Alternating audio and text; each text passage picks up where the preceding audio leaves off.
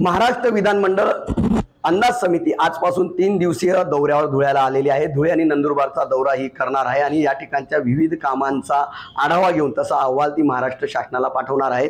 या ठिकाणी सायंकाळी मात्र या ठिकाणी वेगळाच गोंधळ निर्माण झाला। ज्या ठिकाणी महाराष्ट्र विधानसभा जी काही विधानमंडळ समिती आहे त्यांच्यातले अध्यक्ष असलेले अर्जुन खोतकर यांचे स्वीय सहाय्यक म्हणून किशोर पाटील आहेत आणि त्यांनी या ठिकाणी शहरातील संतोषी माता मंदिरा शेजारी असलेल्या विश्रामगृहाच्या ठिकाणी खोली क्रमांक 102 ही बुक केलेली आहे। या ठिकाणी आपण बघू शकता की कुलूप लावलेला आहे आणि या खोलीमध्ये या ठिकाणी जवळपास 5 कोटी रुपये या ठिकाणी ठेवल्याचा आरोप या ठिकाणी माजी आमदार आणि ठाकरे गटाचे शिवसेनेचे नेते अनिल गोटे यांनी या ठिकाणी केलेला आहे। आपण जर बघितलं तर या ठिकाणी हे पूर्णपणे हे जे काही खोली आहे ही खोली पूर्णपणे बंद आहे आणि या खोलीमध्ये 5 कोटी रुपये ठेवल्याचा आरोप अनिल गोटेंनी केलेला आहे। हे जे पैसे आहेत हे पैसे या समितीच्या सदस्यांना देण्यासाठी ठेवण्यात आल्याचा गंभीर आरोप अनिल गोटेंनी केलेला आहे। या ठिकाणी आता गेल्या 2.5 ते 3 तासापासून अनिल गोटे हे 102 नंबरच्या खोलीच्या बाहेर